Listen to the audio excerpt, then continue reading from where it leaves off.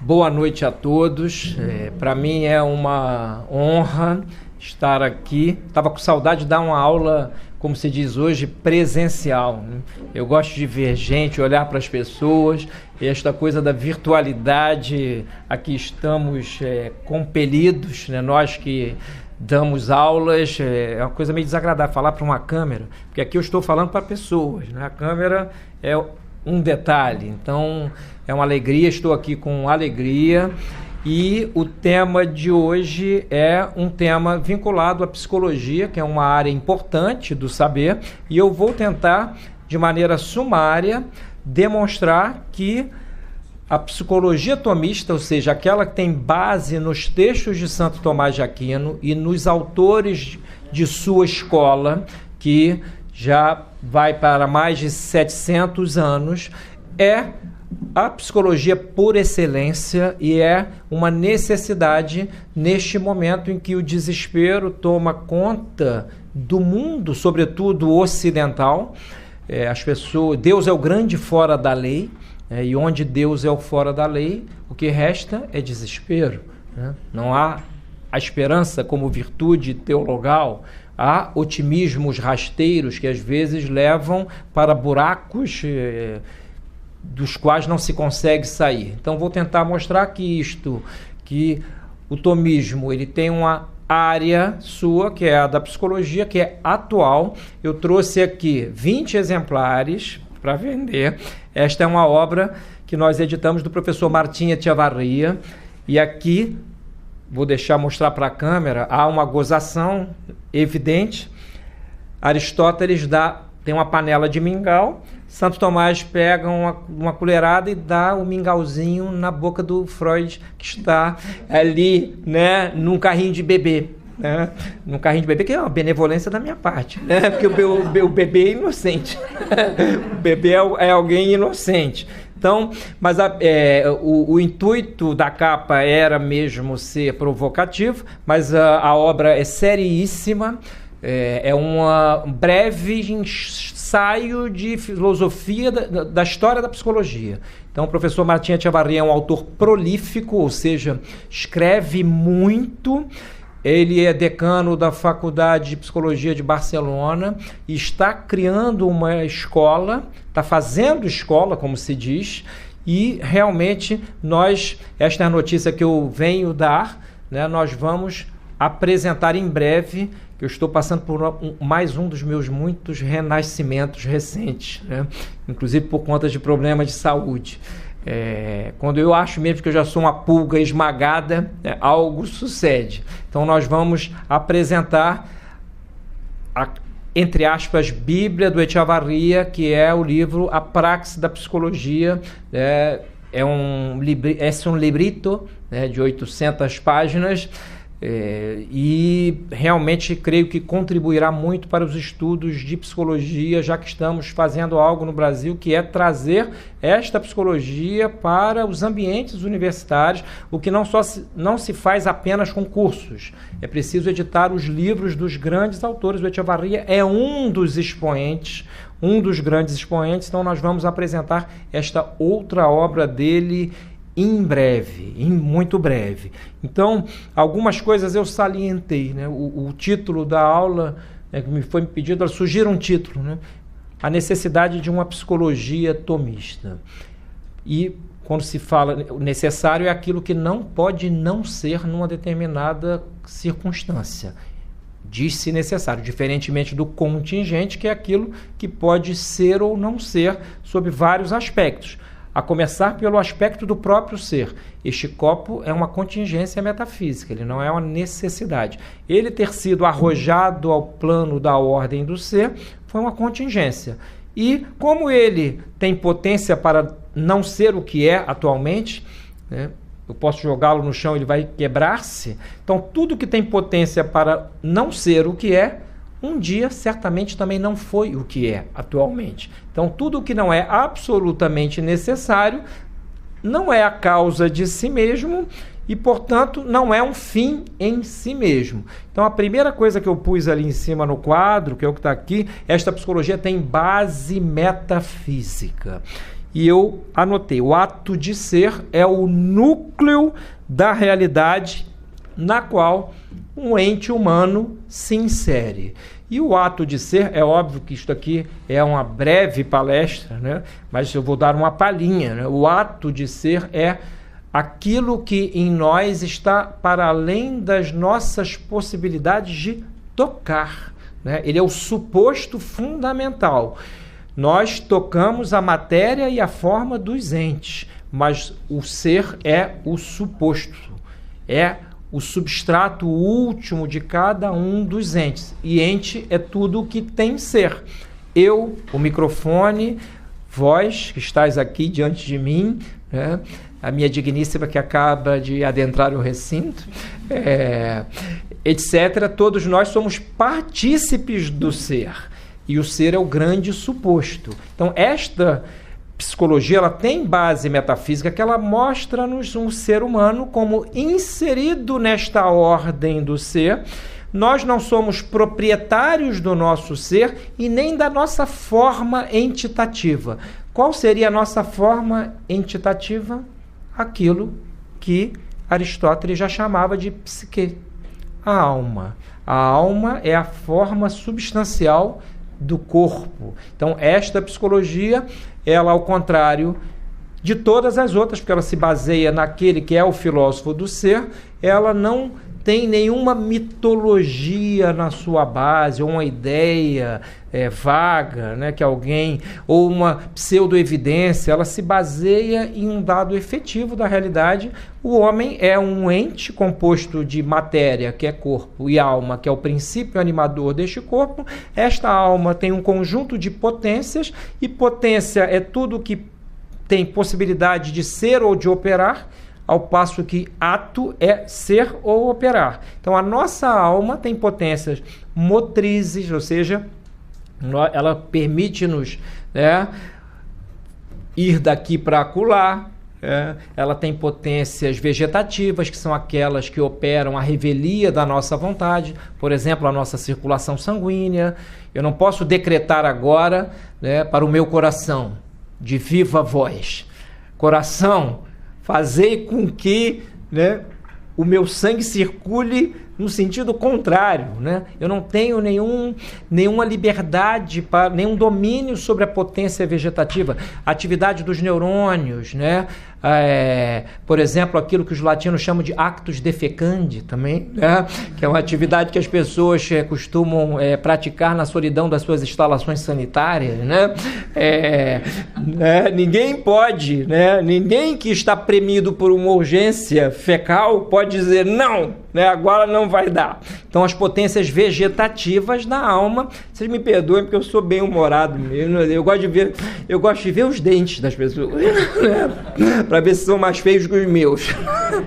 Então, assim, nós não temos potência, domínio sobre este âmbito da nossa forma. Então, a nossa alma, esta psicologia que se baseia numa metafísica muito sólida, ela nos apresenta o ente humano como um conjunto de potências. A nossa alma possui potências vegetativas, potências volitivas, ou seja, nós queremos, né? O querer é um ato da vontade, a vontade é um apetite intelectivo. Nós temos apetites sensitivos, né? Os 5 sentidos externos, todo um aparato. Então, esta psicologia, ela apresenta para quem dela se aproxima o ser humano como um ente que possui um sem número de potências que tem um telos, uma finalidade. Elas se ordenam umas às outras em ordem. Aqui nós chegamos à posse daqueles atos supremos de que somos capazes: conhecer a verdade e amar o bem, né? Conhecer a verdade, eu conheço a verdade, que é uma certa adequação entre a minha inteligência e o ser das coisas com a inteligência, e ao modo humano, raciocinando. O raciocinar é uma coisa, inteligir é outra. Eu posso raciocinar relativamente bem, mas porque não conheço todos os tipos dos 64 silogismos que Aristóteles apresenta lá, eu posso partir de alguma premissa equivocada e concluir mal. Então, raciocinar é o modo humano de inteligir, nem sempre nós vamos inteligir. Já o anjo é aquele ente que intelige sem raciocinar, por uma intuição fulgurante daquela realidade contemplada. Então, esta psicologia, como nenhuma outra, não há nenhuma outra, ela nos apresenta o ser humano com toda a sua esplendorosa, o seu esplendoroso conjunto de capacidades. Não é coisa pouca, nós somos capazes de verdade, somos capazes de amor. Amar, diz um tomista espanhol, o ato de amor é um êxodo da vontade, é o ato libérrimo, é o único ato absolutamente livre, é o ato amoroso. Ninguém é coagido a amar ou a desamar. Ninguém pode, sob tortura, o torturador não pode obrigar uma pessoa a desamar quem ela ama. A pessoa pode até dizer que não ama mais para fazer parar a tortura, mas a vontade é aquela fortaleza inexpugnável, imaterial do nosso ser e, portanto, tem uma dignidade extraordinária. Santo Tomás se pergunta a certa altura do De Veritatis, que é um conjunto de questões disputadas, se os animais irracionais têm vontade. Tá? E a resposta, porque a gente diz o cachorrinho está com vontade de comer a ração, nós dizemos isso por analogia de atribuição, como se diz em boa metafísica. Mas o cão não diz não a um apetite. Ele não tem essa capacidade, ele dá resposta às suas apetências. Nós não, nós podemos dizer não. E dizer não é uma epifania da nossa liberdade. Nós podemos dizer não ao mal, dizer não a tudo que percebemos que não nos convém, embora às vezes nos apeteça. Aliás, o pecado tem sempre algo de apetecível. O que diz o texto da Sagrada Escritura no Gênesis? Eva, quando contemplou a maçã, viu o fruto, a maçã aqui, entendam-me, por favor. Quando Eva contemplou o fruto, viu que era apetecível, então ele tinha um bom aspecto. Porém, nem tudo que apresenta-se a nós com um bom aspecto deve ser possuído por nós. Então, esta psicologia ela é profunda. Hoje tem uma psicologia cujo ramo é chamado de psicologia profunda, mas a verdadeira profunda psicologia é a de Santo Tomás, porque ele, que é um milagre da inteligência, ele morreu com 49 anos, ele nos apresenta como somos. Nós somos capazes de coisas maravilhosas. Então, é a psicologia, como eu vou comentar mais adiante, das alturas. E só quem é capaz de alturas consegue contemplar o que está lá embaixo. As trevas não se enxergam a si mesmas. É a luz que apresenta às trevas o que elas são. Nós conhecemos o erro pela verdade, a sombra pela luz. Num lugar absolutamente apagado, não há sombra. Quando alguém acende uma vela, a luz se faz e percebemos os contornos das coisas, etc.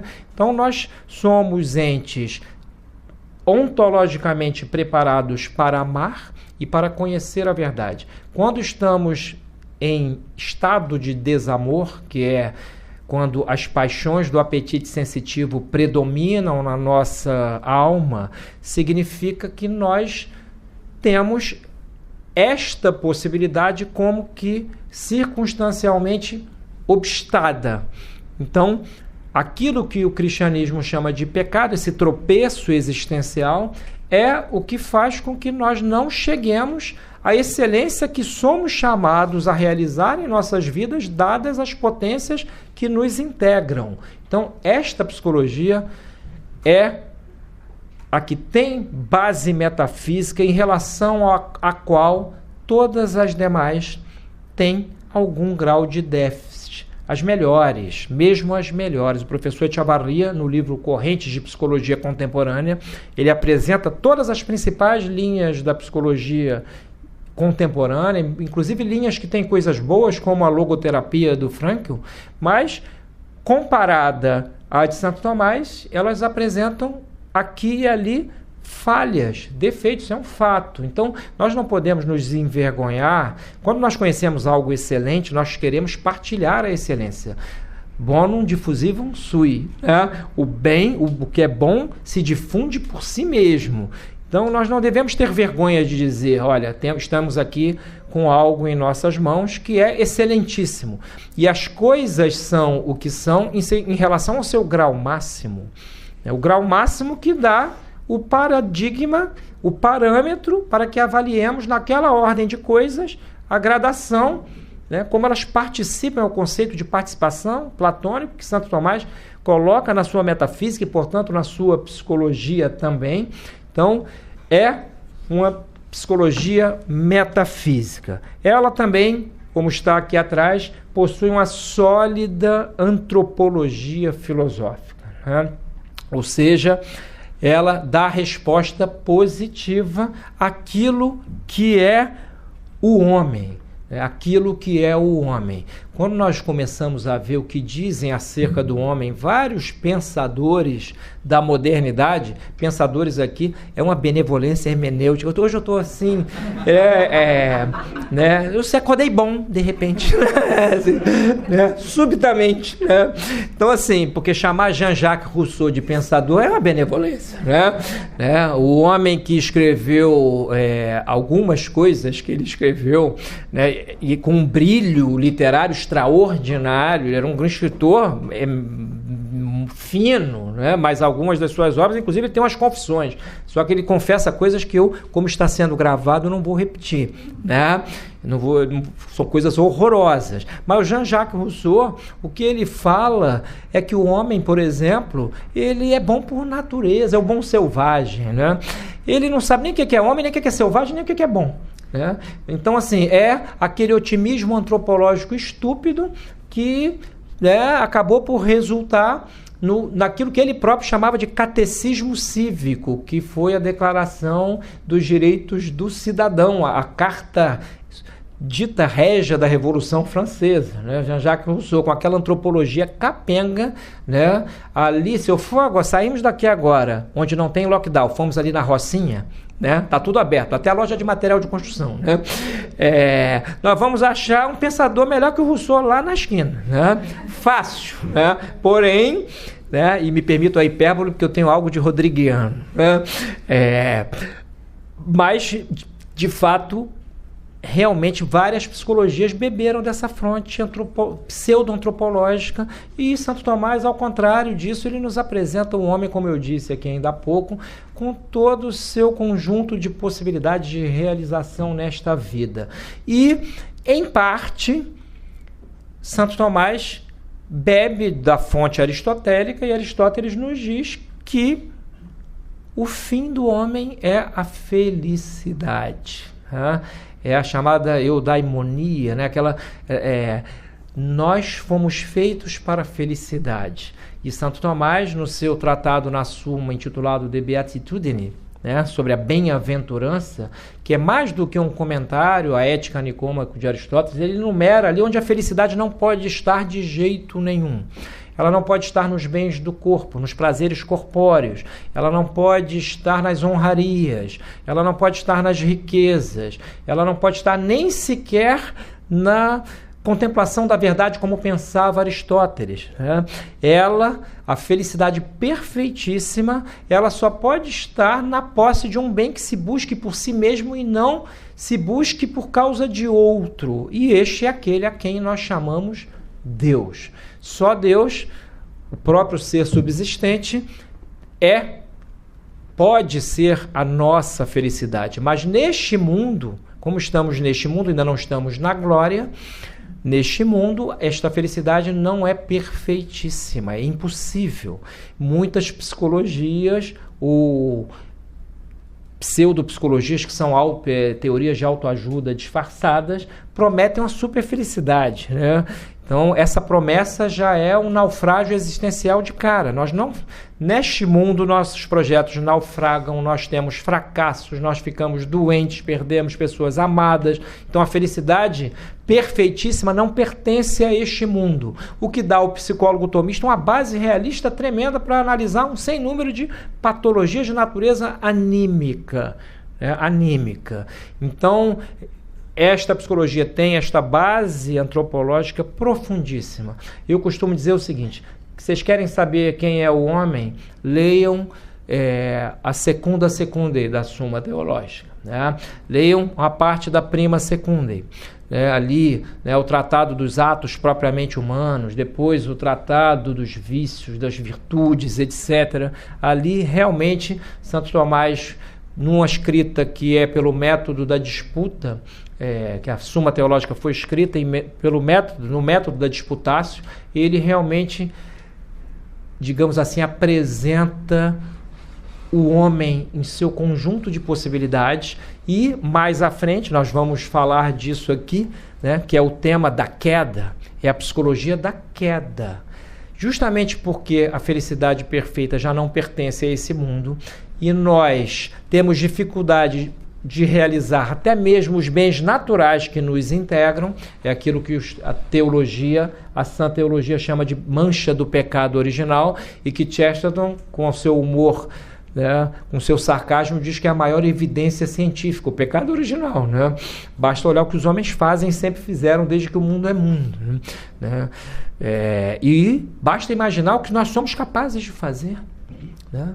Nós somos capazes, cada um de nós aqui, né, com a graça de Deus, não faremos.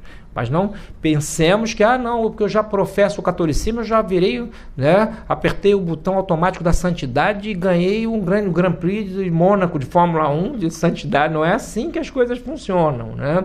Mas nós temos um organismo sobrenatural para nos dar uma super sanidade, né? Uma super sanidade. Mas então, para não perdermos o fio da meada, esta psicologia tem uma base metafísica que nenhuma outra tem. Santo Tomás é o metafísico do ser.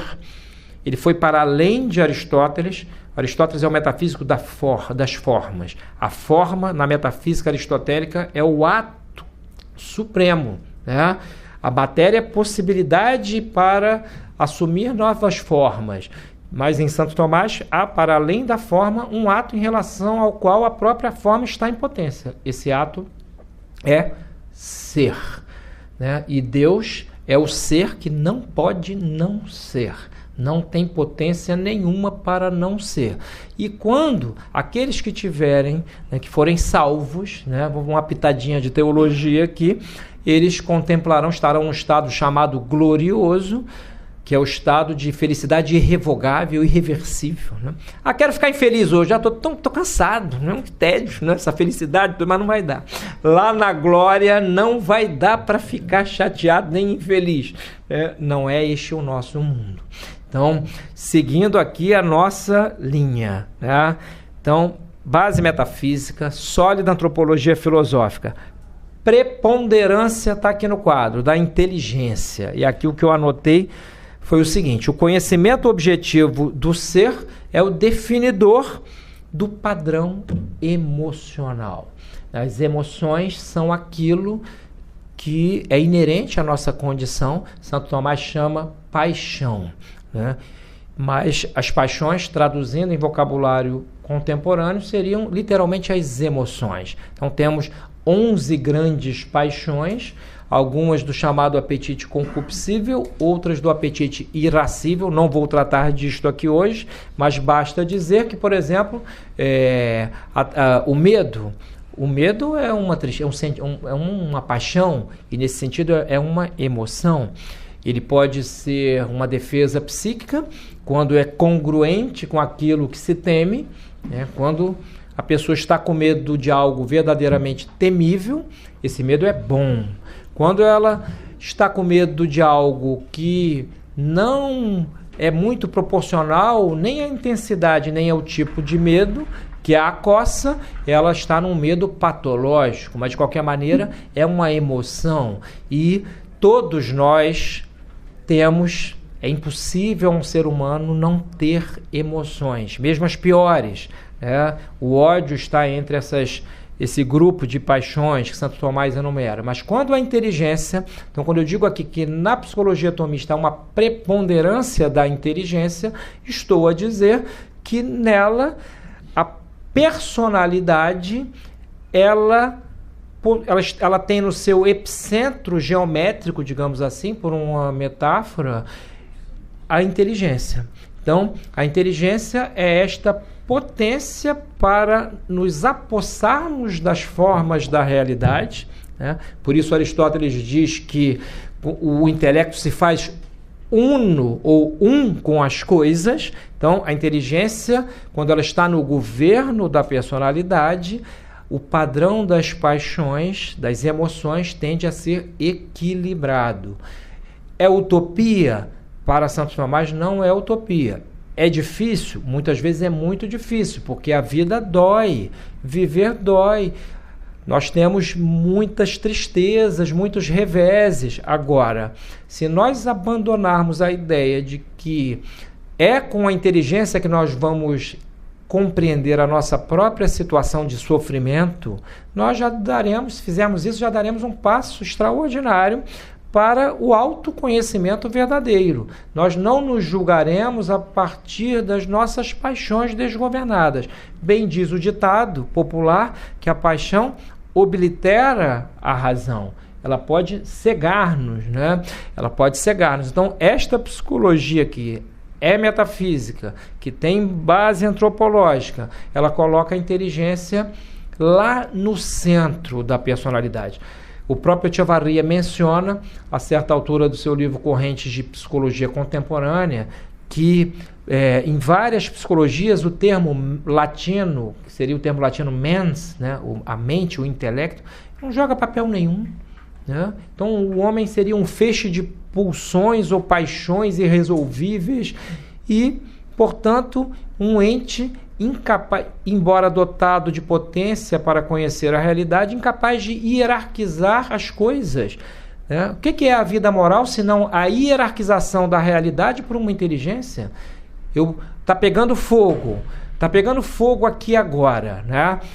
Vou fazer uma coisa que pode até escandalizar alguns. É mais importante eu salvar uma pessoa, se está à minha mão, ou a imagem de Nossa Senhora? Alguém podia me dar uma resposta? O que é mais importante? Salvar uma pessoa, né? Se até a missa... Olha só, Santo Tomás, a certa altura da Suma Teológica, ele nos diz que se o sujeito está indo à missa, vai cumprir o preceito dominical, é a parábola do bom samaritano que nos ensina, né? Se tem alguém passando uma necessidade premente, então atenda a pessoa. A sua mãe está morrendo, não, vou cumprir a missa, deixa aí fartar a velha, né? Ou a sogra, né?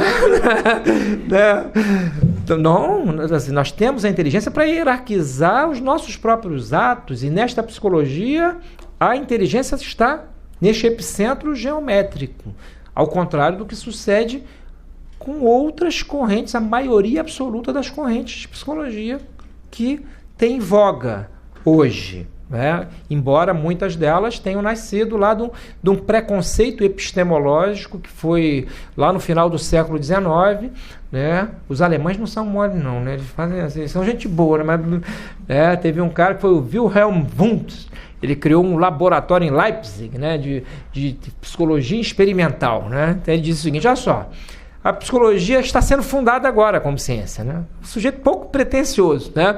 E avaliar as coisas ligadas a funções cerebrais, etc., num viés bem positivista, né? Com uma ideia estúpida. O aluno entra na faculdade de psicologia e aprende isso, né? A psicologia como ciência começou no século XIX, né? Com alguns métodos, isso é uma estupidez, né? O livro Peripsiquês de Aristóteles devia ser a leitura obrigatória para um estudante de psicologia, né?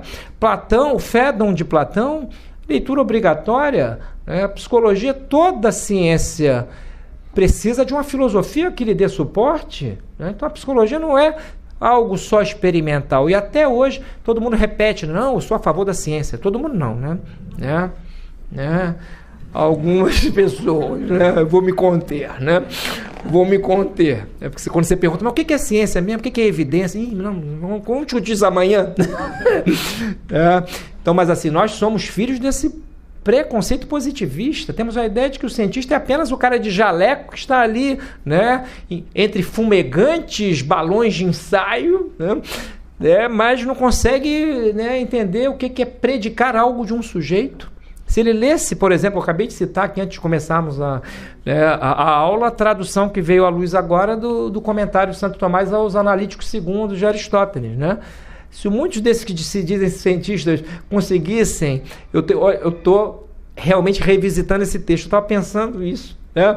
O que é predicar algo de um sujeito? O que é um sujeito comum? O que é um sujeito próprio? A ciência não é simplesmente algo experimental, isso é um preconceito positivista horroroso, e a psicologia muito menos, já que o homem é este ente que está na interseção entre o material e o imaterial, né? Nós somos pouca merda não.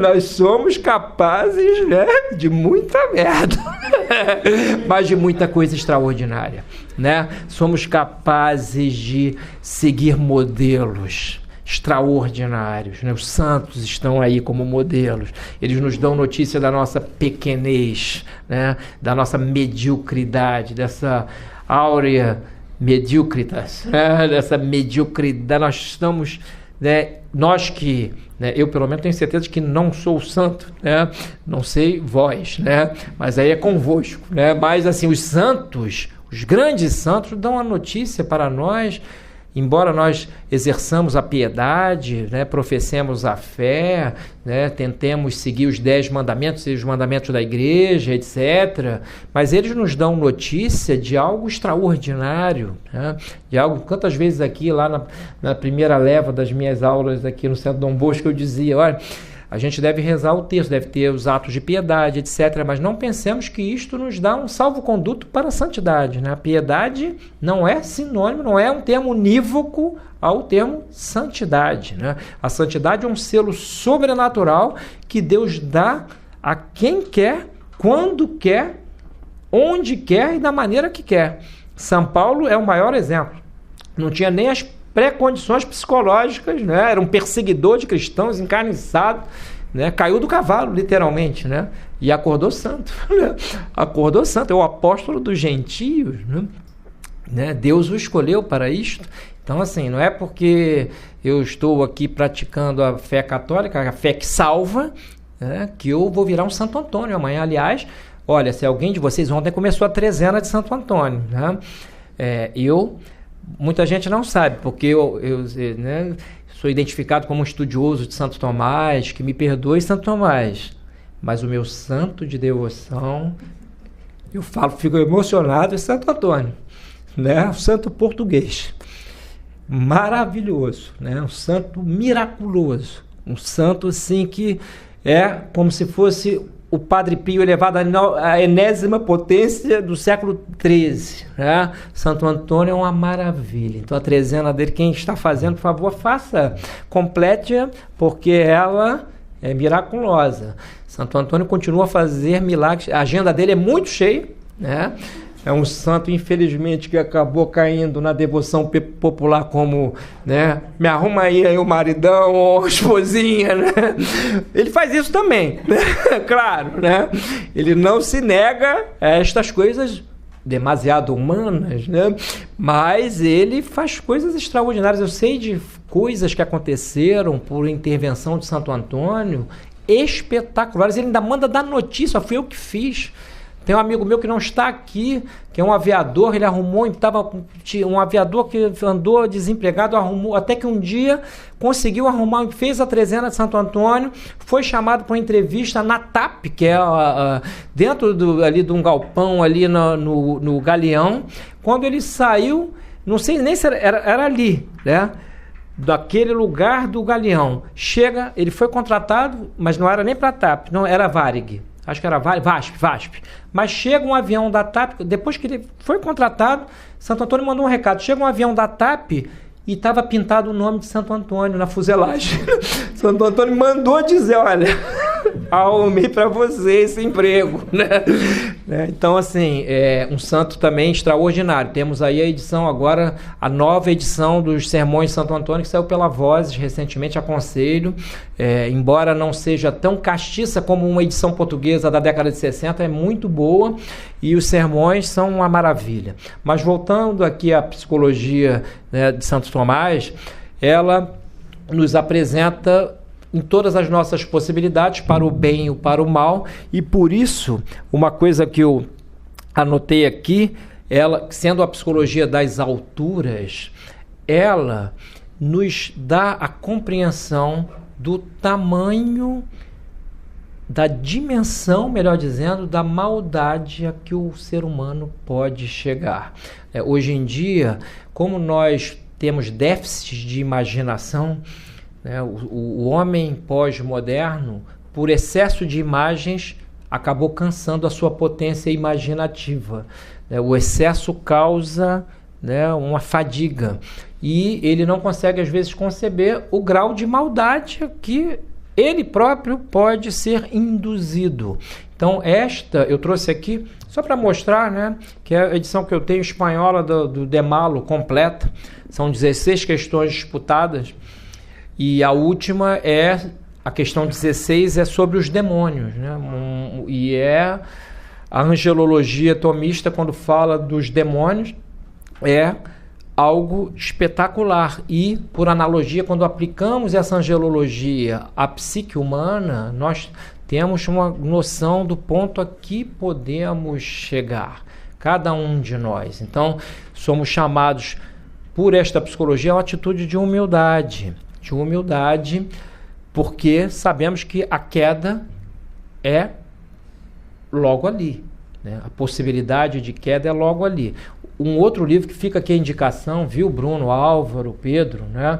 É um livro que eu editei há alguns anos, ele agora está fora de catálogo, mas valeria muito a pena editar, que é do Celestino Pires, Inteligência, é um português, Inteligência e Pecado em Santo Tomás, em que ele mostra, já que o pecado tem sede na vontade, o pecado é um mal na ação, diz Santo Tomás, no próprio De Malo, mas a sua sede é a vontade. A vontade precisa dar o seu consentimento. Ser tentado a fazer algo mal ou ser premido por uma potência sensitiva, né, não é pecado.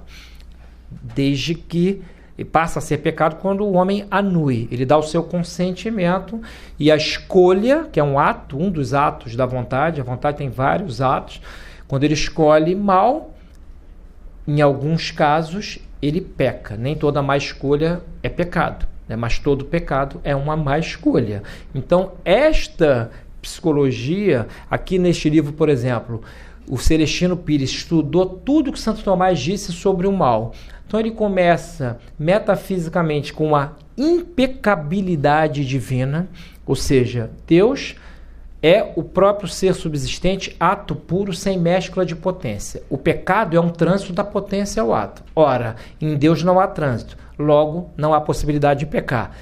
Em Deus não há sequer possibilidade metafísica de pecado. Então, ele parte da impecabilidade divina, né, do caráter impecável que só Deus tem, passa para a pecabilidade do anjo, né, dos anjos conforme foram criados, e aí há um mistério, sendo os anjos dotados de uma inteligência não raciocinante, né, uma inteligência intuitiva, que já ao serem criados, é uma pressuposição teológica, peço perdão para quem me vir aí no Facebook, no YouTube depois, mas é algo que se pode responder, né, a indagações que forem feitas.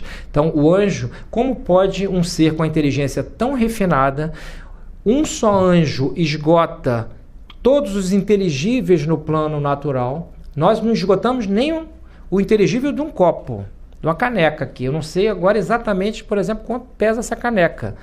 O anjo contempla esta caneca e esgota nela o que há para ser conhecido. Sabe o que é o conteúdo que tem nela, etc, etc, etc. Ele só não esgota aquelas coisas com a sua inteligência que são superiores a ele. Por exemplo, os planos da divina providência. Mas como um ser desta estatura ontológica pôde cair, pôde pecar, pôde querer ser como Deus, já que ele sabia que isto era impossível? Uma inteligência desta estatura, um só anjo da guarda, diz no Santo Tomás, tem mais conhecimento do que toda a humanidade espraiada no tempo e no espaço, conhecimento relativo às coisas naturais. Como é que um ser dessa natureza pecou? E Santo Tomás responde que foi por soberba. A soberba, ela é um pecado supracapital, esse amor desordenado da própria excelência. Esta soberba fez com que ele quisesse não ser como Deus quanto ao ser, mas com relação a um aspecto da divindade, que é o governo sobre os inferiores. Ou seja, o demônio quis governar sobre tudo que lhe é inferior sem subordinar-se ao superior, ou seja, subtraindo-se à ordem do ser. É o non serviam, não servirei. É um grau de maldade que deixa qualquer genocida no chinelo, porque sabe, é uma maldade sem paixão. Já sabe na escolha todas as consequências da sua má escolha. É como diz o Milton lá no Paraíso Perdido, né? É melhor reinar no inferno do que servir no céu. Então não vou servir. O homem, já que o nosso intelecto é débil, quando nós pecamos, temos a nosso favor, Cristo encarnou-se para nos redimir e não para redimir os anjos, né? Nós temos a nosso favor o fato de que podemos ser seduzidos, ser enganados, não esgotamos os inteligíveis da ordem do ser. Então o Celestino Pires vai mostrando impecabilidade divina, pecabilidade angélica, pecabilidade do homem no estado de inocência, foi o que eu pus ali. Essa psicologia nos mostra 3 estados, né? Uma psique no estado de inocência, que é óbvio que há uma pressuposição teológica, mas seria aquele estado em que todas as potências da alma alcançariam seus fins naturais sem muita dificuldade. Essa psicologia nós não a conhecemos, porque a psicologia que nós conhecemos como ciência é a psicologia do homem decaído pelo pecado. Ele até diz, quando comenta Aristóteles, o Celestino Pires, ele diz, Aristóteles acerta muito por tratar-se, mas sem saber, porque ele não recebeu a fé, né? Ele trata da psicologia do homem decaído. Então, no estado de inocência original, a sanidade era uma sanidade perfeita. No estado de natureza decaída, que é o nosso, é uma sanidade imperfeita. Não somos, essa é a má notícia para todos os presentes aqui, nenhum de nós pode dizer se perfeitamente são, né? Há sempre um grãozinho de sandice em nós, né? De paixões que nos acossam, etc. E há o estado de sanidade perfeitíssima, que é o estado glorioso, né?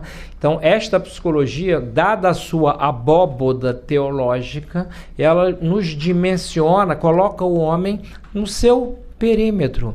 Olha só, não somos perfeitos, temos vícios, todos nós temos más inclinações, só que para muitas psicologias nem existe uma má inclinação. Já que não existe natureza, já que a inteligência não joga papel nenhum, então não posso nem dizer que é uma má inclinação. Por exemplo, mentir é uma má inclinação do intelecto, adquirida por alguém.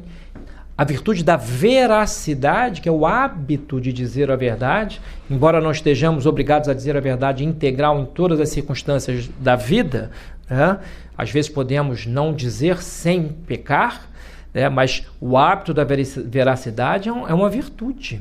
Para Santo Tomás é uma virtude. Então, esta psicologia, portanto, é a psicologia das alturas e das virtudes. E, portanto, já que ela contempla a virtude, ela sabe o que é o vício. A virtude é o hábito operativo, ou seja, o hábito por meio do qual eu opero de maneira congruente com a minha própria natureza. Dizer a verdade é congruente com a natureza do intelecto. O intelecto, quando se expande, busca a verdade. Quando a encontra, repousa.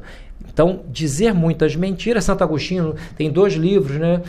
O De Mendatio sobre a mentira, e Contra Mendacium, contra a mentira.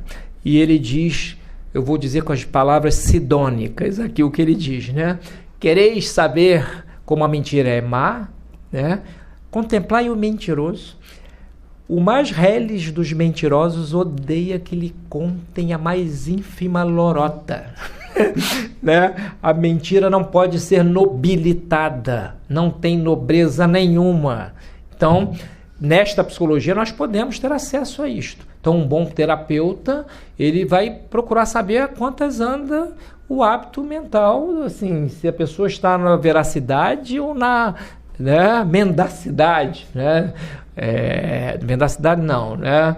No hábito da mentira, digamos assim, arraigado de uma maneira neurótica, né? Muitas vezes a mentira pode ser algo em que a pessoa crê com culpa, um erro em que a pessoa crê com culpa, né? Muitas neuroses são mentiras que contamos para nós mesmos.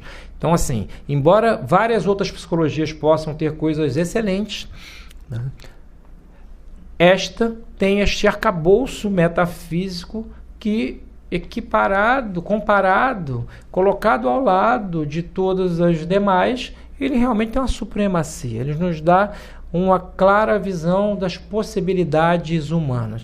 Por isso, assim, que Santo Tomás é uma espécie de milagre da inteligência. Se pensarmos que partes imensas de sua obra, depois de mais de 700 anos, continuam de pé, né? A ciência avançando, né? Isso é muito impressionante. É muito impressionante. O mesmo se diz da física. Há partes da física de Santo Tomás que estão completamente de pé, outras caducaram, né? Partes parece que caducaram, né? A sua cosmologia, etc. Mas assim, a base metafísica da sua física está completamente de pé, né? Está completamente de pé. Então, esta psicologia, por isso que se diz, eu não sei o meu tempo, o Bruno está ali de pé, depois me faça um sinal, porque eu sou conversador de boteco, né? Deixar que eu saio falando, nem bebi, né? Eu saio falando aqui. Às vezes eu sou possuído por uma loquacidade desvairada, né? Então, assim, me faça um sinal, né? Então tá bom, né? Depois não reclamem, né? 40 minutos ainda, vai lá, o maratonista. Então, assim, esta psicologia, ela realmente é uma necessidade para os dias atuais. Eu diria que ela é uma urgência. Uma urgência. É uma responsabilidade para mim. Porque, assim, eu vou dizer um negócio aqui, não é, assim, falsa modéstia, é a mais pura verdade. Eu vejo, assim, intelectuais como o meu amigo Sérgio, né, e outros tomistas gloriosos do passado, né? Eu sou uma pulga falante, perto de um João de Santo Tomás, de um Caetano, mesmo de um Caprello, que foi lá do início do tomismo, né, de um Santiago Ramírez, que para mim é o maior tomista do século XX, pouco conhecido, não traduzido. Então, assim, quem conhece os grandes sabe-se pequeno. Então, é uma responsabilidade enorme falar de psicologia tomista. Mas, dado o quadro, sabe aquilo? Não tem tu, vai tu mesmo, né? O quadro tenebroso, né, atual, né, eu sou compelido, né, a partilhar algo do que eu aprendi desta psicologia. Então, é uma espécie de dever, ao mesmo tempo que também é uma responsabilidade. Então, estamos caminhando aí para o terceiro curso de psicologia tomista. Os dois primeiros, o primeiro chama-se Ontologia da Alma. Tem 56 horas de aula, né, no final das contas. Ele era para ter sido, como se diz hoje, presencial. Será que essa palavra já está no nosso léxico, professor? Né? Presencial. O que seria algo antipresencial? Né? Isso é uma pergunta, né, para um filólogo. Mas, assim, o curso, por causa da doença dita pandêmica, ele teve que virar virtual, né? Também a palavra virtual está sendo usada aqui meio analogicamente, né? Virou algo pela internet. E realmente o retorno que eu tive eram duas turmas, uma em BH e outra em São Paulo. Só tivemos 2 desistências e realmente ficou com 56 horas de aula. Ele está à venda, né, na internet. E, assim, eu digo, não é por mim. É pela altitude daquilo que eu sei, pelo retorno que eu tive, olha, de psicólogos, terapeutas com 40, 30 anos de terapia, né? Gente de outras linhas, junguianos, né? Até freudianos, gente de outras linhas que fica assim, que tomou notícia de um gigante, de repente estava aí o gigante e a gente não via, né?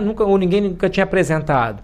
Então, o segundo curso, que é Amor, Sanidade e Liberdade, o título dele é este, que também está à venda na internet. Ele tem 36 horas, ficou com 36 horas, acabou sendo pela internet também. Ele ficou, na época, foi o que deu para fazer, eu cheio de problema de saúde, com problemas familiares, etc, né, com a internet, né, os demônios desligando a minha internet no meio, que o demônio detesta Santo Tomás, né, odeia, o demônio é o ódio em pessoa, né, mas ele odeia particularmente aqueles que têm potência para iluminar mentes. Santo Tomás tem esta potência enorme, né, de iluminar as mentes. Então, por exemplo, agora o atual eu estou gravando para ficar com a qualidade de áudio condigna com o conteúdo. Mas eu vos pergunto, eu até pensei, será que eu deixo para trás aqueles que ficaram com áudio, está completamente audível, mas não está perfeito? Bom, eu próprio respondo, eu prefiro ouvir Platão, né, num som ruim do que o Leandro Carnal num super som estéreo, né? Essa forma é mais importante, né? Aquela careta lustrosa, né?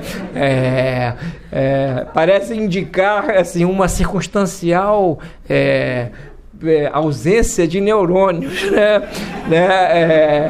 Então assim, eu prefiro ouvir Aristóteles, né, num som ruinzinho, uma gravação daqueles fita cassete antiga, cheio de som, né, a ouvir, né, essas ilustres criaturas que hoje pontificam aí como, né, grandes intelectuais, né? E eu que não me julgo nem intelectual, mas olho para um sujeito desse, né, que é doutorado, né, mas realmente o hábito não faz o monge, né? E aqui tem o professor Pachá, que para mim é um exemplo.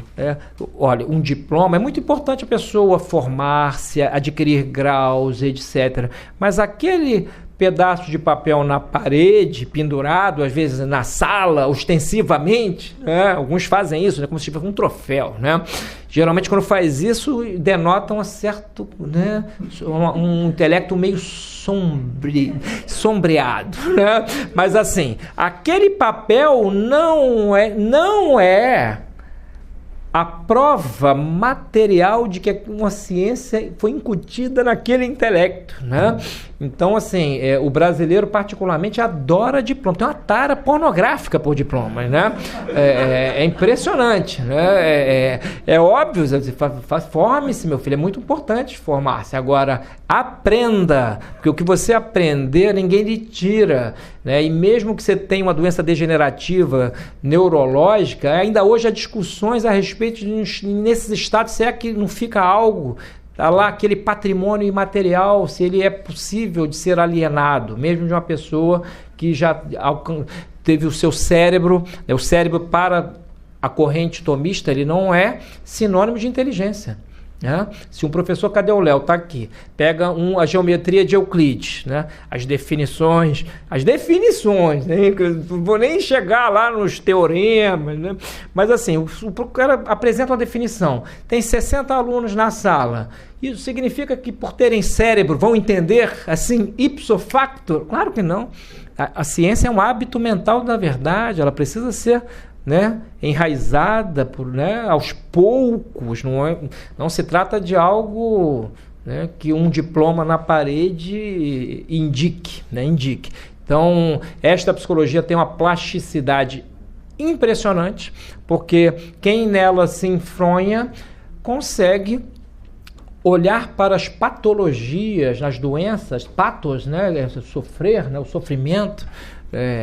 sofrimento humano, com possibilidades grandes de tratamento. E, assim, o que se preconiza é o seguinte: no caso de patologias que são meramente psicológicas, não são de ordem física, se o terapeuta consegue, aos poucos, identificar as mais inclinações da pessoa que o procura, porque identifica em si um sofrimento, está doendo algo e ela vai lá procurá-lo. Ele, identificando os status mentes dela, ele vai tentar inocular, óbvio, com método, as 4 virtudes cardeais: prudência, justiça, fortaleza e temperança, que são a bússola do bom caráter. A prudência não é cautela interesseira. Hoje em dia, muita gente pensa que o prudente é aquele que ficou esperando, é o oportunista, ficou esperando a oportunidade para agir. Não é isto. A prudência é a reta razão no agir, é uma verdadeira catedral. São 12 virtudes auxiliares, né, que perfazem esse edifício da prudência. Então há as partes integrais, as partes potenciais, as partes que Santo Tomás chama de quase integrais. A prudência é uma ciência e ela realmente, quando o sujeito traz a luz do intelecto para o centro da sua pessoa e, portanto, para os seus atos, ele acaba por adquirir a prudência. E os vícios contrários à prudência são também graves, né? Não é só a imprudência. A negligência, por exemplo, Santo Tomás enumera como um dos vícios contrários à prudência. É quando, por exemplo, alguém que tenha por dever de ofício fazer tais ou quais coisas, né, que a sua profissão exige, por negligência não as faz ou as faz mal, etc. Então a negligência é um defeito na capacidade deliberativa. Muitas vezes a pessoa não consegue nem deliberar mais, ela está tão apaixonada pela sua própria dor que não consegue enxergar-se. Então trata-se, repito, de uma psicologia necessária, sobretudo para um mundo em que Deus foi, do qual, melhor dizendo, Deus foi expurgado. Deus, além de tudo, é fora da lei. É o laicismo de Estado. Deus é proibido, né? Ou seja, não posso nem mencioná-lo. Hoje em dia, aí pergunta-se, né, para os nossos ilustres parlamentares, né, deviam, né, porque falar, né, é falar, né? Os nossos parlamentares, muito, pelo menos eu considero que uns 95%, né, não conseguiriam juntar lé com cré em situações de urgência em que fosse preciso dar uma definição de algo. Eles são legisladores. Só que assim, eles quando falam da laicidade de Estado, eles não sabem nem o que é, nem os princípios que estavam implicados nessa mudança revolucionária. Então, onde Deus não está no centro ou no alto, o homem se degrada. Então, esta psicologia tem a Deus sem nenhum prurido, porque hoje em dia dizer isso numa universidade de psicologia é quase colocar-se à mercê de tomatadas, né? E ovadas, né? Você não vai ser ovacionado, você vai ser ovado, né? Só que Deus é o problema magno do homem. Como diz o Cornélio Fábio, eu participei recentemente de um congresso católico, né, sobre o ateísmo. Cornélio Fábio foi um importante tomista do século XX, tem algumas obras maravilhosas sobre o ateísmo. Ele faz a distinção entre o ateísmo antigo e o ateísmo moderno, com uma classificação riquíssima, e ele mostra que Deus, enquanto problema filosófico, é um magno problema, inescapável. Não dá para escapar. O mais idiota dos homens ou é ateu, ou é agnóstico, ou crê em Deus, ou crê na divindade. Então, assim, este problema ele é a própria problematicidade da condição humana. Então, esta psicologia apresenta o sumo ser, ou, como diz Santo Tomás, o próprio ser subsistente, que é o horizonte possibilitante de todos os entes, da mesma maneira como se o Sol é o horizonte possibilitante do sistema, do qual ele é o centro, né? Quando o Sol morrer, até os magnetismos que hoje nós observamos, muitos deles vão se desfazer. Então, se o ser se anulasse, se fosse possível, não haveria entes. Então, esta psicologia não tem nenhuma vergonha de ter a Deus como a sua referência máxima. É óbvio que mesmo dentro do tomismo, há quem, talvez por pruridos, que eu já não tenho, ter quase morrido algumas vezes, me dá um salvo-conduto, assim, porque não tem mais... Tô aqui, tô na cova, né? Então, assim, né? Não fico com vergonha de dizer certas coisas, que às vezes a pessoa, não, se você disser isso num ambiente tal, vão pensar isto, aquilo outro, né? Bom, quem se preocupa com o que os outros vão pensar não tem tempo para grandes realizações, né? Todas as grandes mudanças científicas, as evoluções na ciência foram quebras de consensos previamente que estavam estabelecidos. A ciência humana, ela, enquanto não estivermos, né, no pós-tempo, ou seja, enquanto estivermos neste mundo, ela haverá de crescer, já que, como diz Santo Tomás, o intelecto humano não esgota o ser. Então, sempre haverá crescimento científico. até o fim dos tempos. Isso é inexorável. Então, não tenhamos pruridos de apresentar uma psicologia que tem a Deus no seu centro, no seu ápice, mas não apenas ao Deus da religião, mas também ao Deus que é o próprio ser subsistente. A Deus, porque nós temos a teologia natural e a teologia sagrada. A teologia sagrada, ela tem como objeto material a Sagrada Escritura, né? Ela tem como base um teólogo católico, ele não sai dando uma opinião qualquer, né, contrária ao dogma, ou contrária ao que diz o magistério extraordinário, ou mesmo ordinário solene. Ele tem como base a Sagrada Escritura pelo viés do magistério. Então a teologia sagrada, ela busca adensar o olhar humano em direção àquilo que Deus é em sua recôndita deidade, sem nunca, jamais, em tempo algum, esgotá-la. Hoje em dia, nos ambientes católicos mais modernistas, né, há o pseudodogma da inadequação das fórmulas dogmáticas, né? Um Zé Mané, da Comissão Teológica Internacional, um dia disse que, como Deus é mais do que aquilo que ele revelou, então os dogmas são inadequados, né? São mais ou menos arbitrários, né? Ao que se poderia responder o Pedro Bó, né? Deus, é óbvio que ele é mais do que o que ele revelou, né? Mas o que ele revelou é suficiente para a nossa salvação, e o que ele revelou de modo a que o nosso intelecto humano, que conhece as coisas por signos sensíveis, estão lá, são as palavras da Sagrada Escritura, possa chegar àquilo que Deus quer, que é a salvação. Então as fórmulas dogmáticas são adequadíssimas ao modo humano de conhecer a realidade. E o dogma não evolui coisa nenhuma. Quem evolui é o boçal que diz que o dogma evolui. O que acontece são novas percepções dos dogmas que às vezes a igreja é chamada a manifestar através dos tempos, quando surge uma doutrina, uma teoria com fumo de novidade, ou então uma doutrina filosófica. A igreja, infelizmente, a gente diz isso como leigo, com tristeza, ela abriu mão de meter-se na vida civil. A igreja, ela cuida da fé e dos costumes. Ela é a mestra das nações. Então ela nunca se envergonhou disto. Quantas encíclicas antigas começam com fórmulas tipo esta aqui, né, com a suprema autoridade a mim participada pela segunda pessoa da Santíssima Trindade. Só isso, né? Os papas sem nenhuma vergonha de manifestar que são vigários, fazem as vezes do Cristo na terra. Hoje, São Paulo não tinha Instagram, né? Nem Facebook.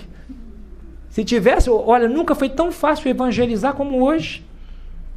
Se o Papa atual, vamos supor, né, num sonho, né, numa aspiração, né, se ele domingo que vem chegasse na Praça de São Pedro e dissesse: vós que não professais a fé católica, vinde para a Santa Madre Igreja que vos acolherá.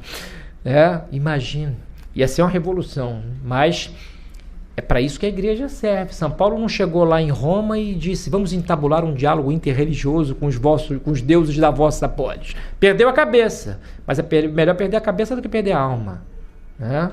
Vamos perder a cabeça. O espírito de martírio mínimo católico tem que ter.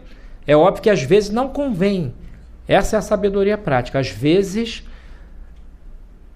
não convém ser enfático. Isso, a experiência, a graça ajuda muito, assim, mas a experiência de vida num mundo hostil à fé, às vezes nós precisamos ir às apalpadelas, mas sem nunca, jamais, em tempo algum, deixar de dizer a verdade. Cristo reina, Cristo impera, Cristo é rei absoluto. Eu estou agora fazendo, está lá na minha plataforma, que eu decidi que tinha que ter uma iniciativa ligada à fé que fosse absolutamente gratuita, que é, eu estou lendo a Catena Áurea. Então é de graça, já está lá com 400 inscritos quase, né? Então só de ler, Santo Tomás compilou séculos de escritos de santos, doutores, etc. O que eles disseram sobre cada versículo né? Cada versículo dos 4 evangelhos. E realmente, assim, já tem 3 aulinhas lá postadas. Eu vejo assim que o retorno é uma maravilha. As pessoas comentam lá na plataforma. Só de ler. Eu só faço um acréscimo ou outro quando eu julgo que talvez mereça assim, uma luzinha teológica, porque ali já está tudo. Já está tudo dito, tudo que é importante. Então, assim, para eu não sair do assunto, né, fiquemos com isto na nossa mente, que é a mensagem que eu quero deixar. Eu estou aqui, eu espero voltar, estava com muita saudade de ver pessoas, caras, né? Eu gosto de gente, e gosto de ver caras, e assim, a gente está aqui num ambiente com, pelo menos com um mínimo de naturalidade, né? Porque hoje em dia, assim, o antinatural impera na polis, em todos os âmbitos. O Estado totalitário que já se desenhou é uma coisa macabra. O demônio não quer só fazer com que percamos a alma, quer que pareçamos com ele, sejamos maus, né? O egoísmo assim, alcança cumes hoje impressionantes, e tudo por medo, um medo patológico, né? A coragem, já dizia Platão na República, em outros diálogos, é uma virtude cívica. Sem coragem, uma polis não se constrói. É uma das 3 virtudes cívicas capitais, digamos assim. Agora, qual coragem maior do que a da fé? Né? A dos mártires e dos confessores da fé. Então, esta psicologia, é óbvio, ela tem esse arcabouço teológico. É o doctor communis da igreja, não podia ser diferente. Agora, o que nós dizemos, às vezes, para o sujeito lá que não tem notícia da altitude dessa psicologia, é o seguinte: meu caro, uma coisa é uma coisa, outra coisa é outra coisa. Santo Tomás, quando fala da alma, é um cientista stricto sensu, né? Stricto sensu, é o maior dos cientistas. Ele fala da alma com uma precisão miraculosa. Então, não tenhamos vergonha de apresentar só porque ele é um doutor comum e é da igreja, é católico. E quem disse que a igreja é contra a ciência? Isso já foi, esse sofisma já foi jogado por alguns católicos aí atuantes, até na internet, para debaixo, para o ralo, né, onde ele deve ficar, né? A igreja sempre estimulou a ciência, né? Como poderia ser diferente? Então, não tenhamos vergonha. A psicologia. Teve alguma coisa última que eu queria comentar, né? Que é exatamente isso. É a genuína psicologia do Ocidente, que nós esquecemos. Nós jogamos para debaixo do tapete. Então, muitas vezes hoje as pessoas buscam em terapias orientalistas, né? Ou então em religiões esotéricas, ou orientais, ou até não orientais, mas assim, com grandes âmbitos, ou espaços de superstição. Superstição, já diz Santo Afonso de Ligório, é um dos pecados contra a virtude da religião. Então, por quê? Realmente, Santo Tomás deixou de ser apresentado. E ele e outros, né, outros grandes autores, que são grandes filósofos, grandes cientistas, grandes teólogos, e eles deixaram de ser apresentados, e as pessoas vão buscar o que é uma espécie de algo estranho, porque você vai buscar uma outra cultura, uma espiritualidade, como se nós não tivéssemos a mais profunda das espiritualidades.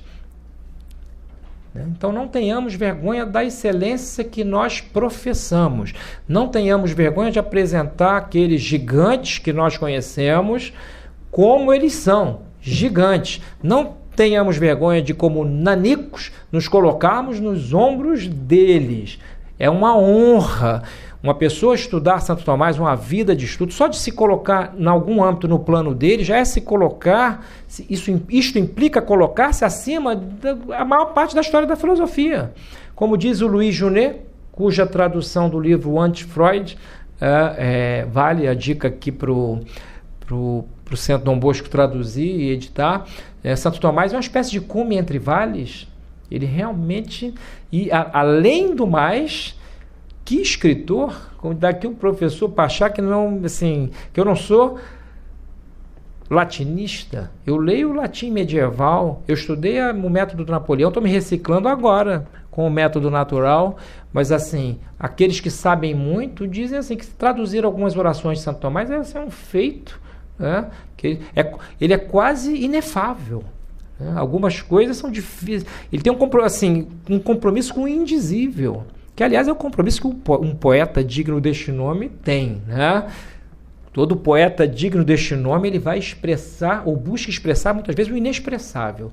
Ele vai torcer as palavras, ele vai conseguir adentrar terrenos semânticos, às vezes com um instrumento que ele tem à mão, que são as palavras, mas assim, por elas chegar para além, para um lugar que está para muito além delas.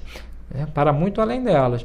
Então, meus caros, eu vou ficar aberto aqui para perguntas, insultos, etc., depois da gradação, né? Só não me batam, por favor, né? Porque eu realmente não estou em condições de reagir, né? Eu sou um cardíaco pós-operado. Mas assim, eu encerro e nós vamos abrir para pergunta, como tem um vídeo que vai para o YouTube, eu fico aqui o convite para as pessoas que nos assistirão no canal do Centro Dom Bosco, vão, né, ide a Tomás, ide a psicologia de Santo Tomás de Aquino. Aqueles que o fizerem não se arrependerão. Tá bom, gente? Muito obrigado e até uma próxima, hein? Tá?